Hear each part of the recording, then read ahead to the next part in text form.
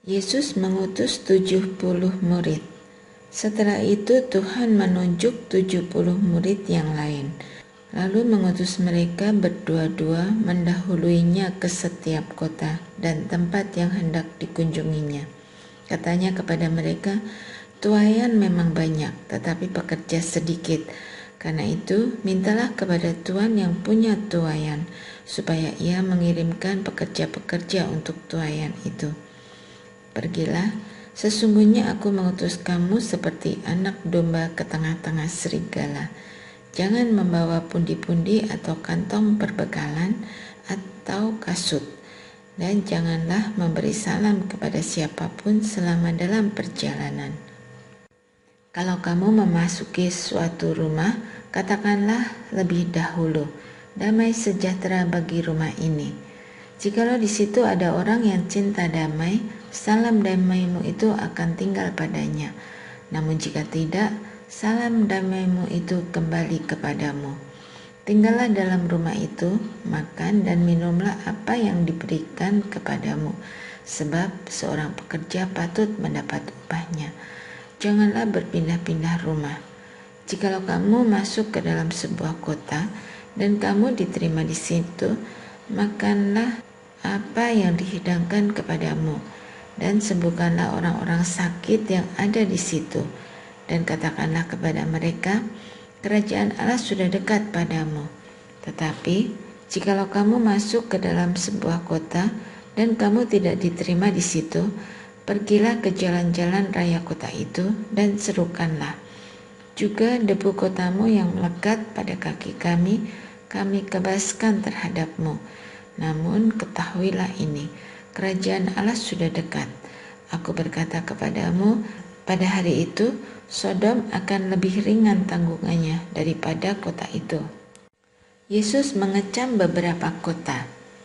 "Celakalah engkau Korazim, celakalah engkau Betsaida, sebab jika di Tirus dan di Sidon terjadi mujizat-mujizat yang telah terjadi di tengah-tengah kamu, sudah lama mereka bertobat dan duduk berkain kabung dalam abu.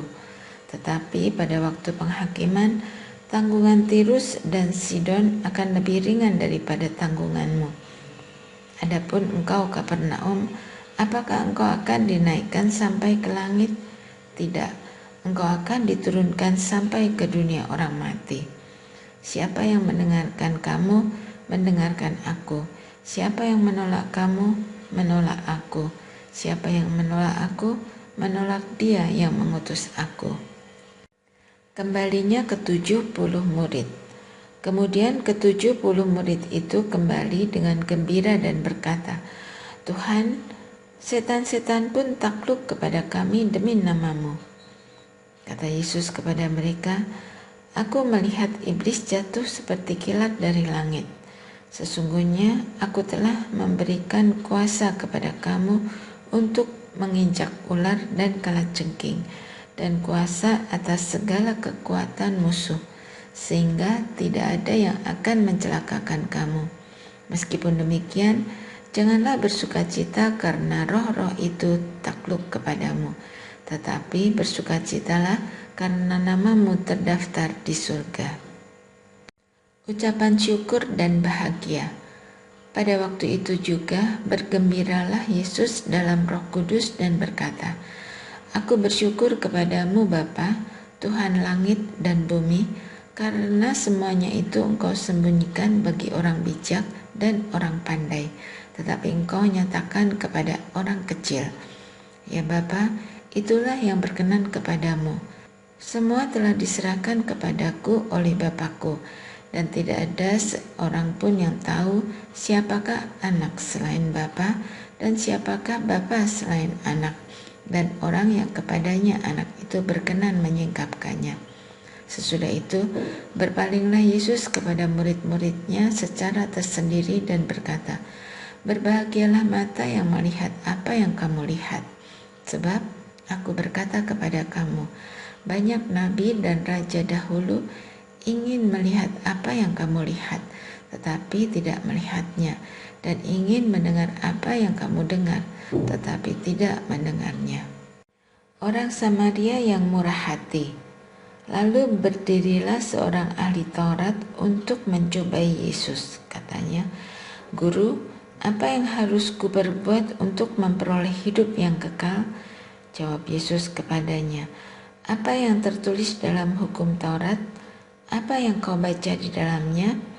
Jawab orang itu, "Kasihilah Tuhan Allahmu dengan segenap hatimu, dan dengan segenap jiwamu, dan dengan segenap kekuatanmu, dan dengan segenap akal budimu, dan kasihilah sesamamu manusia seperti dirimu sendiri." Kata Yesus kepadanya, "Jawabmu itu benar, perbuatlah demikian, maka engkau akan hidup." Namun untuk membenarkan dirinya, orang itu berkata kepada Yesus, "Lalu siapa sesamaku manusia?" Jawab Yesus, "Ada seseorang yang turun dari Yerusalem ke Yeriko. Ia jatuh ke tangan penyamun-penyamun yang bukan saja merampoknya habis-habisan, tetapi juga memukulnya, lalu pergi meninggalkannya setengah mati. Kebetulan ada seorang imam turun melalui jalan itu. Ia melihat orang itu, tetapi ia melewatinya dari seberang jalan. Demikian juga seorang Lewi datang ke tempat itu. Ketika ia melihat orang itu, ia melewatinya dari seberang jalan. Lalu seorang Samaria yang sedang dalam perjalanan datang ke tempat itu. Ketika ia melihat orang itu, tergeraklah hatinya oleh belas kasihan. Ia mendekati dia, lalu membalut luka-lukanya sesudah ia menyiraminya dengan minyak dan anggur. Ia menaikkan orang itu ke atas keledai tunggangannya sendiri, lalu membawanya ke penginapan dan merawatnya. Keesokan harinya, ia mengeluarkan 2 dinar dan memberikannya kepada pemilik penginapan itu. Katanya, "Rawatlah dia, dan jika kau belanjakan lebih dari ini, aku akan menggantinya waktu aku kembali." Siapakah di antara ketiga orang itu menurut pendapatmu menjadi sesama manusia bagi orang yang jatuh ke tangan penyamun itu? Jawab orang itu, "Orang yang telah menunjukkan belas kasihan kepadanya." Kata Yesus kepadanya, "Pergilah dan perbuatlah demikian." Maria dan Marta. Ketika Yesus dan murid-muridnya dalam perjalanan, tibalah ia di sebuah kampung. Seorang perempuan yang bernama Marta menerima dia di rumahnya. Perempuan itu mempunyai seorang saudara yang bernama Maria. Maria ini duduk dekat kaki Tuhan dan terus mendengarkan perkataannya. Sedangkan Marta sibuk sekali melayani. Ia mendekati Yesus dan berkata, "Tuhan, tidakkah engkau peduli bahwa saudaraku membiarkan aku melayani seorang diri? Suruhlah dia membantu aku." Namun Tuhan menjawabnya, "Marta, Marta, engkau khawatir dan menyusahkan diri dengan banyak hal, tetapi hanya satu saja yang perlu. Maria telah memilih bagian terbaik yang tidak akan diambil dari dia."